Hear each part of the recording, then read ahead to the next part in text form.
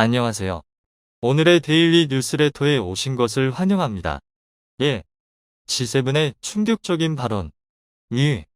일본의 치명적인 실수. 3. 아랍 해군은 새로운 한국 무기를 환영합니다. 한번 진실을 알아봅시다. 지난해 G7 가입이 추진되기도 했지요. 그러나 지금은 분위기가 완전히 다릅니다. 올해 인니에서 열린 G20을 보면 알 수 있습니다. 지금은 G10에도 끼워주지 않습니다. 정신 차리고 열심히 삽시다. 일본이 이제부터서라도 자신들이 한 못난 짓거리의 대가를 치르도록 해야 한다. 세계 강대국의 모임인 G7. 유일하게 아시아 국가 중 일본이 G7에 있었으나 그 위치가 최근 받칠 수 있다는 소식이 전해졌습니다. 미국 국무부에서 일본을 갈아치우고 한국을 G7에 올려야 한다고 선언한 것인데요. 심지어 한국을 방문한 미국 대표가 일본을 선진국으로 볼 수 없다는 발언까지 했다고 하죠. 곧 있으면 일본을 대신해 아시아 최강자의 위치에 오른다는 한국의 상황. 한국의 눈부신 성장과 현 위치에 대해 정말 죄송합니다. 굳은 표정의 일본 총리는 고개 숙여 사과했는데요. 침통한 그의 표정에서 사태의 심각성을 읽은 언론들은 일본이 무슨 일을 저질렀는지 확인했죠. 드러난 진실은 생각보다 더 충격적이었습니다. 올해 일본 국토교통성이 2013년 이래로 선택된 1만 2천 개 기업의 재무제표를 확인한 결과 1만여 개의 데이터 왜곡을 발견한 것입니다. 정부가 데이터 조작을 통해 수치를 바꾼 것이 확인된 것이죠.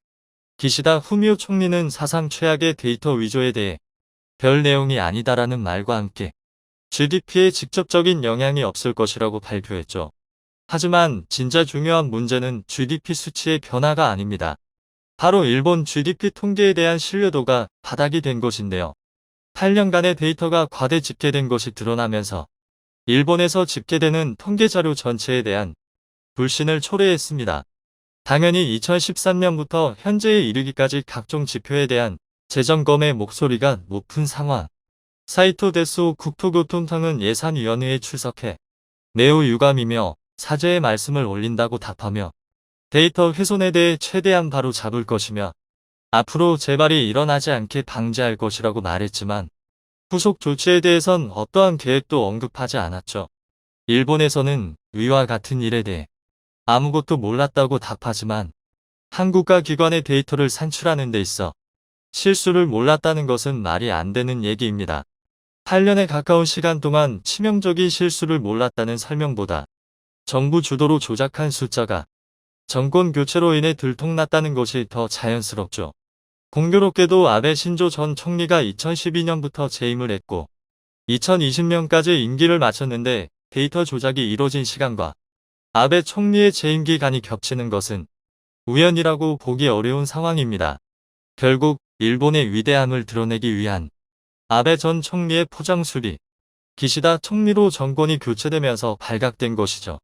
대체 왜 일본은 실제보다 더 부풀린 GDP를 만든 것일까요? 이는 일본이 처한 현실과 맞닿아 있습니다. 일본은 과거 버블 시대의 영광 이후로 계속해서 내리막길에 접어들었죠.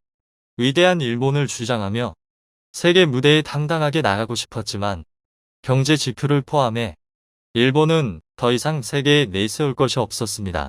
반면 한국은 뒤처지는 일본을 무섭게 따라 붙으며 세계 무대의 존재감을 제대로 드러냈죠. 개발도상국 신분에서 공식적으로 선진국 지위로 등장하는 한편 문화 콘텐츠 차원에서 한국은 주류 무대의 모습을 드러내며 일본이 해내지 못한 일을 손쉽게 해냈습니다. 라이벌인 한국이 계속해서 격차를 좁히며 잘 나가는 한편 일본은 내세울 것 없이 답보 상태만 반복하는 것을 아베 정부는 참을 수 없었던 것이죠. 그렇기에 아베 전 총리는 자신의 재임 기간 GDP 데이터를 조작하면서까지 한국보다 더 위대한 일본이라는 환상을 유지하고자 이러한 일을 벌인 것입니다. 안타깝게도 아베 전 총리의 노력에도 불구하고 일본은 발전하지 못했고 결국 부풀린 데이터와 비교해도 한국이 월등히 앞서는 일이 벌어졌습니다.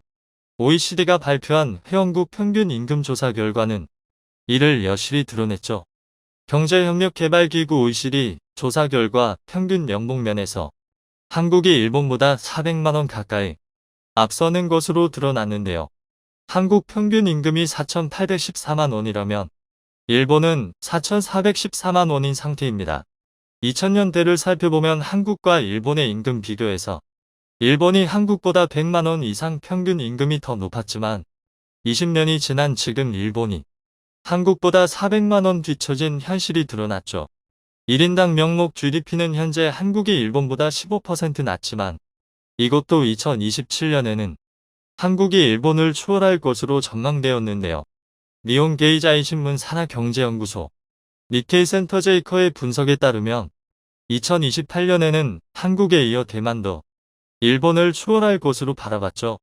1인당 노동 생산성 역시 일본이 한국보다 뒤처지는 것으로 조사되었습니다.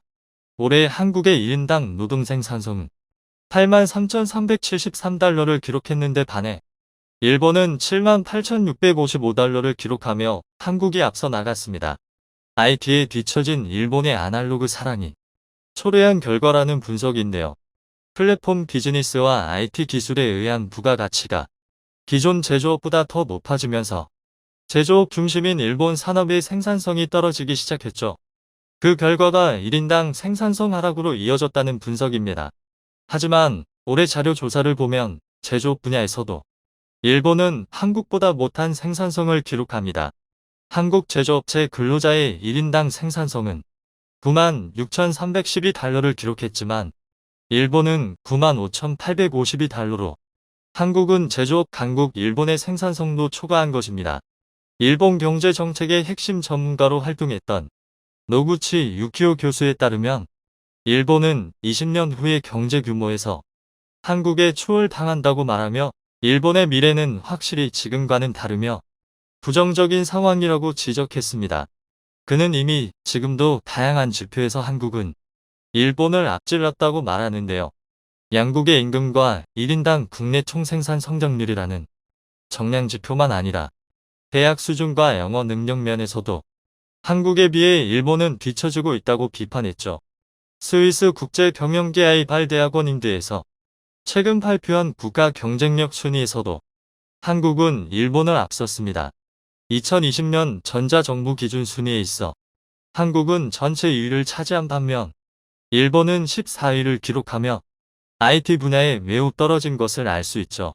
토플 점수 평균치를 계산했을 때 한국은 홍콩과 비슷한 수준이지만 일본은 27위로 최하위권에 속해 있어 국제 무대에서 가장 중요한 영어 능력이 부족합니다. 그는 G7의 위치에 있는 일본이 과연 G7의 위치에 적합한 국가인지 물으며 한국으로 G7 위치를 바꿔도 무방하다는 의견을 개진했습니다. 실제로 작년 G7 회의에 한국이 미국의 정식 초청을 받으며 일본의 반대에도 불구하고 한국이 G7 자리에 참석, 한국의 위상을 드러냈죠. 갈수록 추락하는 일본의 위치를 본 미국 어떤 고위 관료는 한국을 G7에 올려야 한다며 일본 지위를 갈아치우고 한국에게 그 자리를 물려줘야 한다는 주장도 나오는 상황. 미국 정계에서는 일본보다 한국의 협력이 더 중요하다고 판단하고 있습니다. 최근 한국을 방문한 호세 페르난데스 미국 국무부 차관은 첨단 기술 협력을 위해 한국을 특별히 방문했는데요. 한국 주요 기업들 관계자를 쭉 만난 페르난데스 차관은 LG에너지솔루션과는 별도 미팅을 가지며 배터리 산업에 대한 의견을 공유하며 미국과의 협력을 강조했습니다. 그는 한국이 글로벌 반도체 공급망에서 필수적인 파트너이자 리더라 말하며 한국이 지금보다도 더 중요한 위치에 놓일 것을 암시했죠. 더불어 한국이 지금보다 할 일이 훨씬 더 많다는 언급을 통해 미국이 한국을 어떻게 바라보고 있는지 알 수 있었는데요. 미국 통상정책을 이끄는 무역대표 부유스터 대표도 10년 만에 한국을 방한하는 모습을 보이며 한국의 중요성이 더욱 부각되었죠. 한국을 지칭해 미국의 가장 소중한 파트너이자 가까운 동맹국이라는 언급과 함께 앞으로 한국의 위치는 더욱 높아질 것임을 암시했습니다. 군사적으로나 경제적으로 현재 한국과 미국의 관계는 공고한 상황. 최근 삼성전자가 20조 원에 달하는 반도체 파운드리 공장을 미 텍사스에 위치한 테일러시에 짓겠다고 말하며 미국과의 공조를 강화했죠. 미국 역시 이에 대한 보답을 약속하며 뜨거운 환영을 보냈습니다. 반면 일본은 미국과의 혈맹이라는 표현을 쓰며 공조하고 있다지만 미국과 활발한 경제 협력을 하기보다 미국을 안처하게 만들며 불편한 관계를 만들었죠. 아베 전 총리가 중국을 향해 경고를 날린 것에 대해 중국이 분노하자 일본 당국은 물론이고 미국까지도 돌발 행동에 당황했다고 합니다. 미국 입장에서는 한국을 더 가까이 할 수밖에 없는 것이죠. 일본 대신 한국을 G7에 올리는 것은 시간 문제라고 할 수 있는데요. 최근 G7 협의체는 올해 연말에 열리는 G7 외교개발장관회의에 한국을 초대했습니다. 중국 압박을 위한 본격적인 논의에 앞서 한국을 초대한 것이죠. 일본은 한국의 참여에 대해 불편함을 드러내며 완곡한 거절을 했으나 높아진 한국의 위상을 무시할 수 없는 여러 서방 선진국들이 일본의 거부에도 불구하고 한국을 끌어들인 것입니다. 예전 같은 위상이 아닌 일본은 그러함에도 불구하고 과거의 영광에 취해 있는데요. 한국이 일본을 추월할 것이라는 기사에 일본 네티즌들은 기사의 내용에 대해 망상의 기사이며 몇 년 안에 한국은 파탄 날 것이라며 저주를 퍼붓고 있습니다. GDP에 대해서도 얼마든지 조작할 수 있다고 바라본 일본 네티즌들은 룩셈부르크가 1인당 GDP가 높으니 가장 선진국 아닌가? 비교하는 것이 잘못되었다며 현재 일본이 처해 있는 현실을 외면한 채 데이터가 왜곡되었다고 말합니다. 지금부터 뼈를 깎는 악으로 쇄신하지 않으면 뒤처질 상황에서 일본은 아직도 반성을 하지 못하고 있는데요. 2027년이 되면 일본은 지금과 같이 자신만만한 태도로 있을 수 있을까요? 향후 미래가 기대됩니다. 한국이 일본을 나득히 초월해 일본 대신 G7의 위치에 오르기를 바라며 위기 상황에서도 계속 발전하는 한국의 성장세에 지난 8월 31일 포천 주한미군 로드리게스 사격장에서 한국과 미국의 LG 프리덤 실드 유포 훈련이 진행되었습니다. 코로나로 인해 한미 합동훈련이 축소된 지 몇 년 만에 진행된 대규모 합동훈련으로 1000명 이상의 한국군과 미군이 집결해 대규모 실사격 훈련을 진행하며 한미 동맹이 굳건함을 적성국들에게 과시했습니다.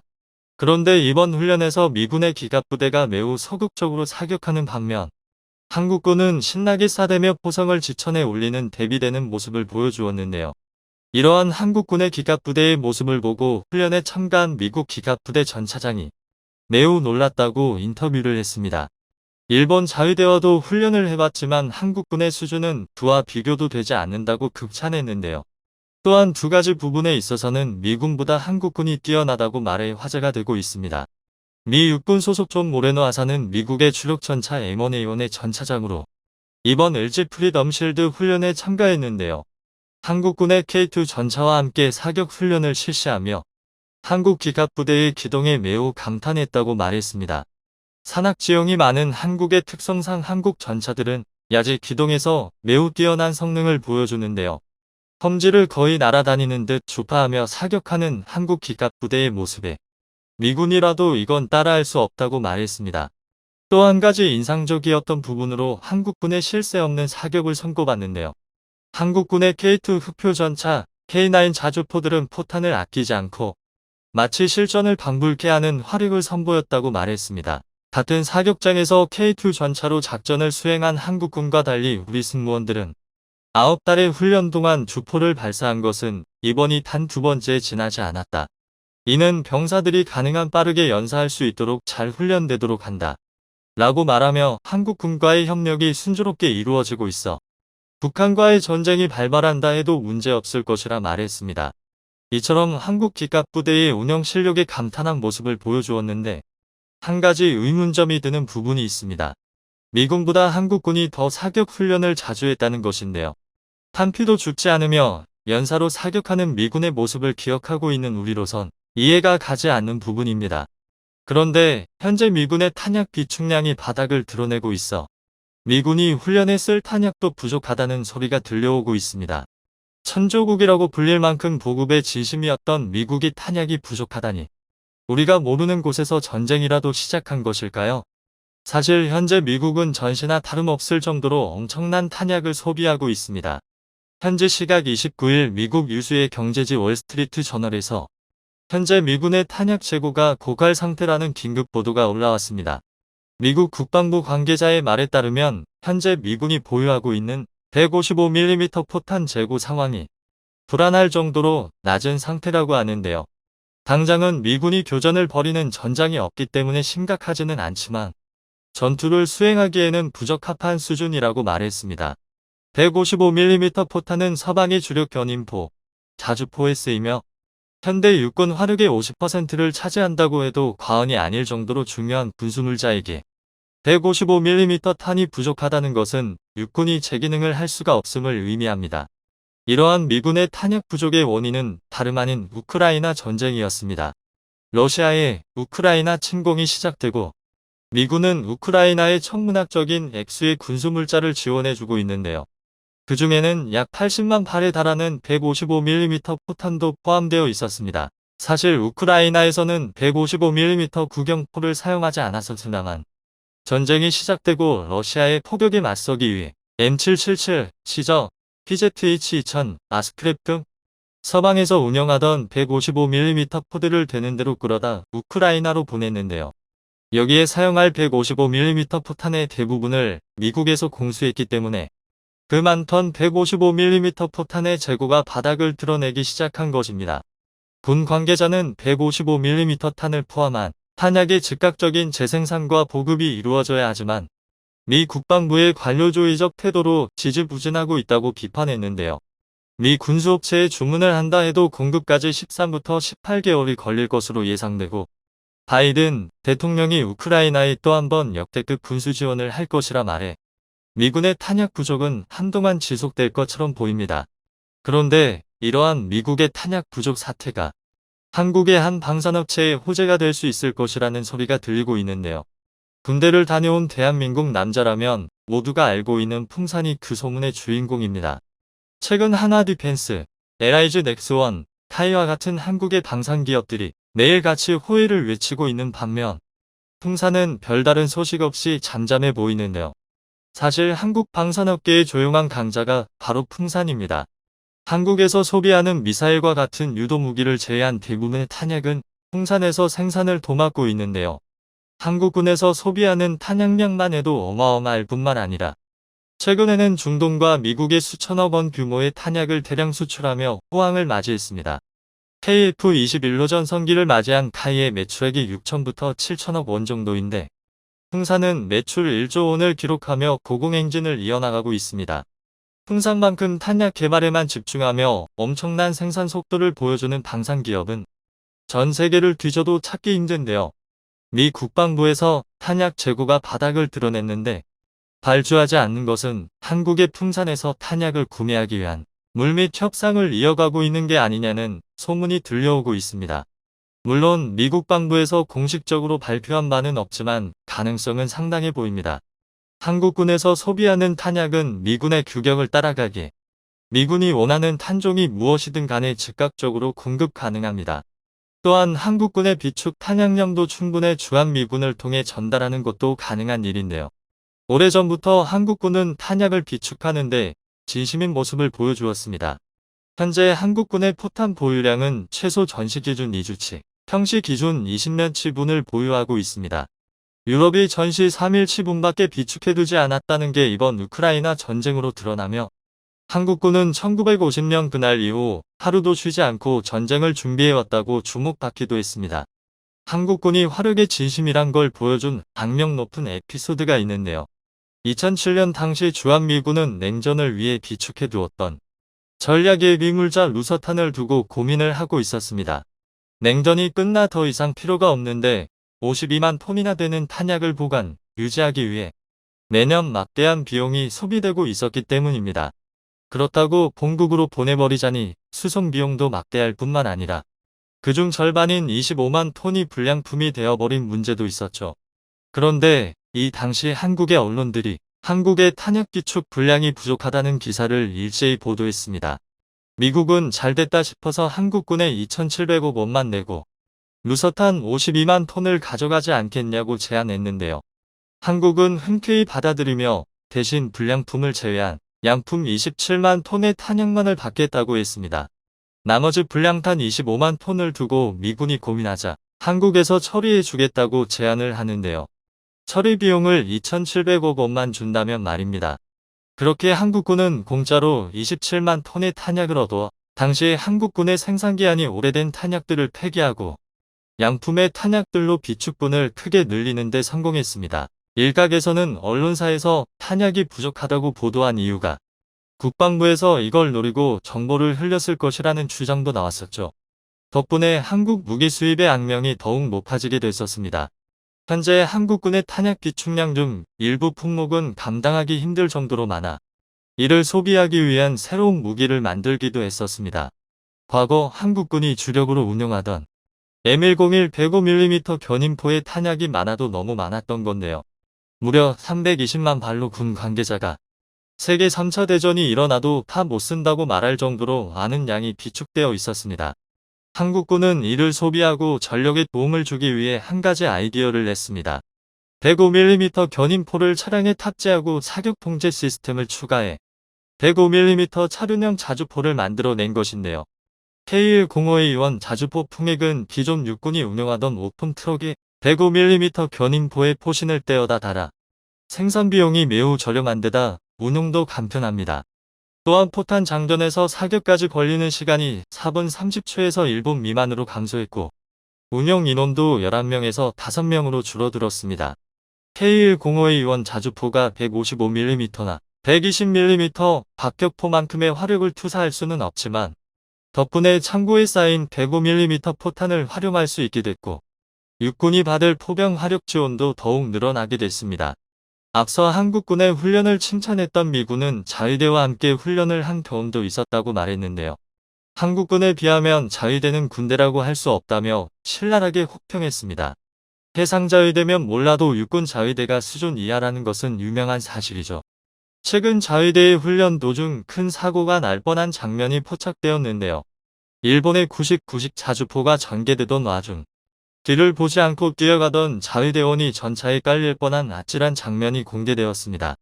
다행히 자주포 승무원이 급정거해 사고는 피할 수 있었지만 이전에도 훈련 도중 자위대원 한 명이 숨진 사건이 있었습니다. 훈련 도중 90식 전차가 전복되어 30대 남성 대원 한 명이 깔려 압사한 안타까운 사고가 있었는데요. 이러한 사고를 두고 일본의 대형 커뮤니티 CH에서는 죽은 자위대원을 조롱하는 반응을 보여주어 눈살을 찌푸리게 만들었습니다. 전쟁에서 기장 먼 일본에서 일부러 전차에 얽혀 죽는 무능한 일꾼은 필요하지 않아. 일본이지만 나라를 지키는 군인을 조롱하는 태도는 역하게 느껴질 정도입니다. 이번 한미 합동훈련을 통해 우리 군의 뛰어난 역량을 다시금 세계에 선보일 수 있었는데요. 을지 프리덤 실드 훈련을 계기로 한미 실사격 훈련을 전면 재개할 계획이라고 합니다. 우크라이나군의 상상도 못한 공격에 러시아 흑해함대가 또다시 붕괴되고 말았다는 이번 사건으로 러시아 요격 미사일 재고가 바닥을 드러냈다는 게 드러났는데요. 영국 정보기관은 한국이 없으면 러시아는 바닥난 미사일 재고를 채울 수 없다고 밝혀 충격을 주고 있습니다. 기존 현대전의 교리를 완전히 뒤집어 놓은 공격 방식에 각국에서 대응책 마련에 골머리를 썩고 있는데 여기에 대한 완벽한 해결책으로 한국의 유도 로켓 비공이 주목받고 있다고 합니다. 거기에 이미 비공이 극비리에 수출되었다는 사실까지 밝혀지며 세계 군수시장에 파란을 불러일으키고 있는데요. 러시아군이 또 한 번 크게 망신당했다는 소식이 들려왔습니다. 지난 30일 영국 가디언지에서 러시아 흑해함대가 모스크바 함에요. 두 번째 기함을 잃었다고 보도했습니다. 올해 4월 14일 러시아 흑해함대의 기함이자 러시아 해군의 자존심이었던 모스크바함이 우크라이나군의 넵튠 대함 미사일을 맞고 침몰했었습니다. 당시 러시아군은 부조위로 인한 화재로 탄약고가 폭발하는 사고가 있었고 현재 수리 중이라며 우크라이나군에 의해 공격받았다는 사실을 부인했었지만 미 국방부에서 공식적으로 우크라이나군이 쓴 넵튠 두 발에 피격되어 격침되었다는 사실을 확인해주면서 러시아 해군의 부실한 방공 능력이 여실히 드러난 사건이었습니다. 이후 러시아 흑해함대는 호위함인 마카로프 제독함을 기함으로 운용하고 있었는데요. 지난 29일 새벽 4시 20분경 크림반도 세바스돌 항구 앞바다에서 이루어진 우크라이나 드론 공격으로 마카로프 제독함이 무력화되었을 수 있다고 가디언에서 보도했습니다. 우크라이나군은 공중 드론 부대와 해상 무인보트 7대로 러시아 흑해 함대가 정박해 있는 항구를 공격해 최소 2척의 다른 선박과 함께 마카로프함에 큰 피해를 입혔다고 밝혔습니다. 그리고 이와 함께 SNS에 흑해에서 러시아 함선을 향해 질주하는 우크라이나 군의 해상 드론 시점의 영상들이 공개되기 시작했는데요. 러시아 전함을 향해 달려드는 해상 드론을 막기 위해 러시아군의 헬기에서 기총 사격을 가하는 모습도 포착되었습니다. 우크라이나 전황을 분석하는 민간 전문가 집단 지오 컨펌드에서는 해상 드론의 공격을 받은 전함의 윤곽을 분석한 결과 피격된 선박이 마카로프함이라고 확인했습니다. 이번 공격에 대해 뉴욕타임스는 지난 수개월 동안 해상 드론을 비롯한 서방의 군사 원조가 가속화하면서 우크라이나 군이 원격 조종 무인보트와 공중 드론을 결합해 러시아 군 자산을 원거리에서 타격하는 복합 작전을 더욱 높은 수준으로 전개할 수 있음을 보여줬다고 전했습니다. 러시아 국방부는 우크라이나의 공중 드론 9대와 해상 무인보트 7대가 공격해왔지만 일부 요격했으며 흑해 함대 소해함 이반 고르베츠호만이 경미한 피해를 입었다고 인정했고 마카로프함에 대해서는 어떠한 언급도 하지 않고 있습니다. 이번 사건으로 해상 드론 공격에 대한 경각심이 높아지게 되었습니다. 러시아뿐만 아니라 세계 각지에서 해상 드론, 무인정에 의한 공격이 이어지고 있어 이에 대한 요격 체계 구축이 요구되고 있습니다. 과거 미 해군은 하푼, SME와 같은 한 발에 수십억에 달하는 미사일로 적 고속정에 대응했었는데요. 2000년 10월 12일 예멘에 정박 중이던 미 해군 구축함의 소형보트가 돌격하면서 미군 19명이 전사하고 39명이 부상을 입었습니다. 이 사건 이후 미군은 이러한 소형보트들이 때를 이루어 공격해온다면 대응할 방법이 마땅치 않다는 것을 느끼게 되었습니다.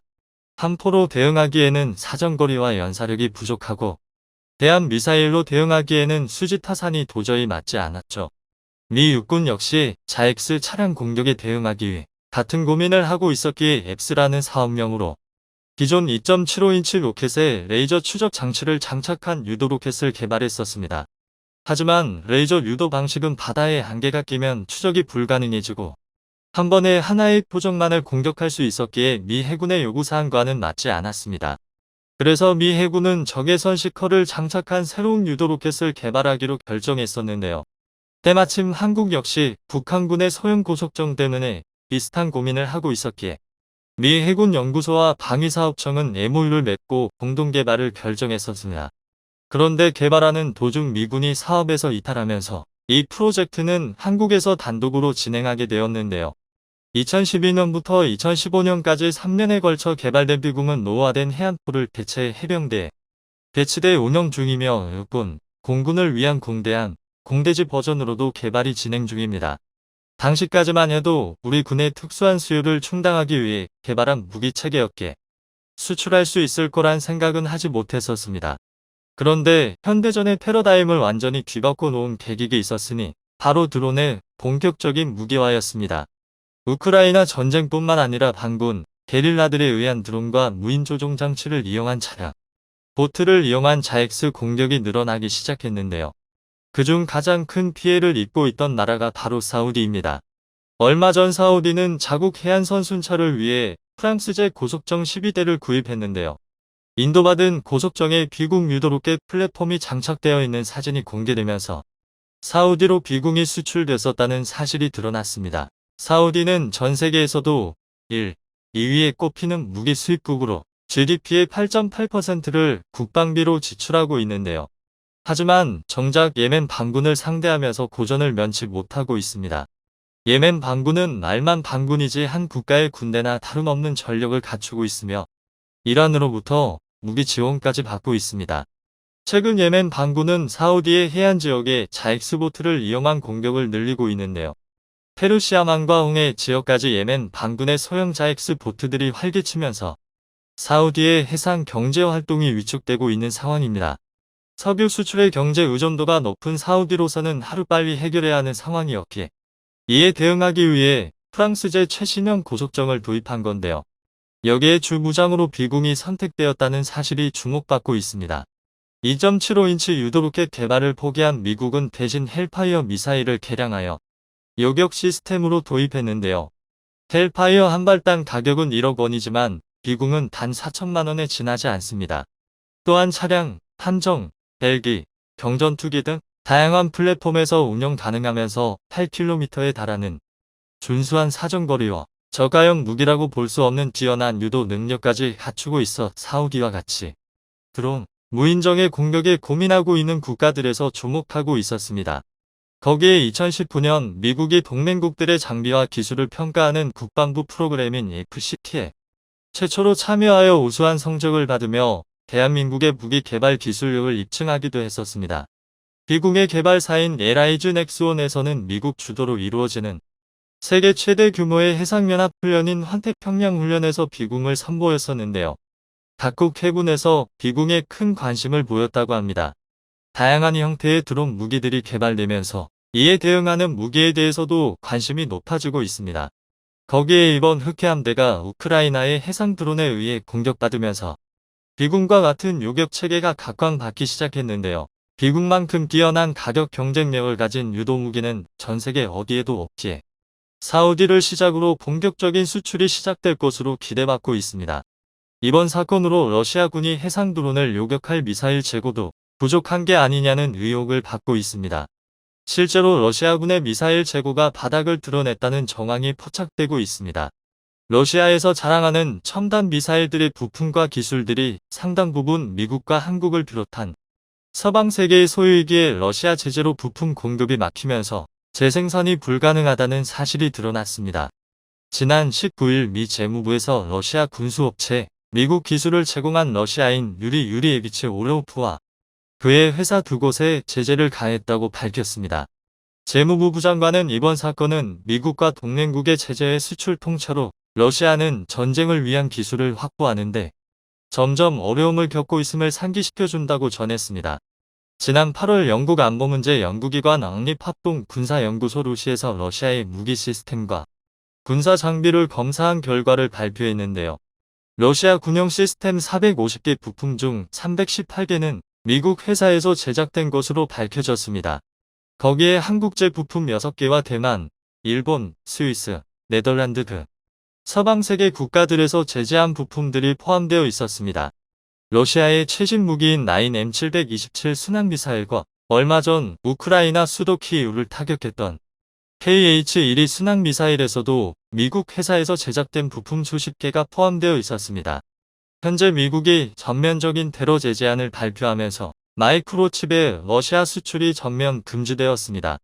주요 칩 제조 국가인 한국, 대만, 일본과 유럽에서도 수출을 금지하는 제재안을 발표하면서 러시아가 더 이상 부품을 공급받기란 불가능하리라 보여지고 있습니다. 이러한 제재로 인해 러시아 첨단 무기들의 재고가 바닥을 드러냈다는 정황이 곳곳에서 포착되고 있는데요. 영국 국제전략연구소 IC의 군사 전문가 더글러스 베리는 지상 공격 순항미사일 재고에 문제가 있는 것 같다. 적어도 일부 지역에서는 완전 고갈은 아니더라도 재고가 부족할 수 있다고 밝혔습니다. 실제로 러시아군의 방공미사일인 S-300 방공미사일의 용도를 변경해 지상 목표물 공격에 사용했다는 증거가 발견되는데요. 맥킨지 인텔리전스 서비스의 루이스 존스는 러시아기 바닥난 비축분과 추가 생산 능력을 검토한 뒤 S-300 미사일 등의 용도 변경을 차선책으로 판단한 것이 틀림없다라고 설명했습니다.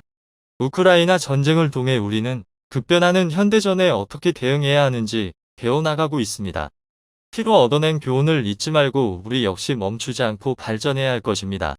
영상이 도움이 되셨다면 구독과 좋아요 부탁드리며 오늘도 감사합니다. 최고로 멋진 하루 보내시길 바랄게요.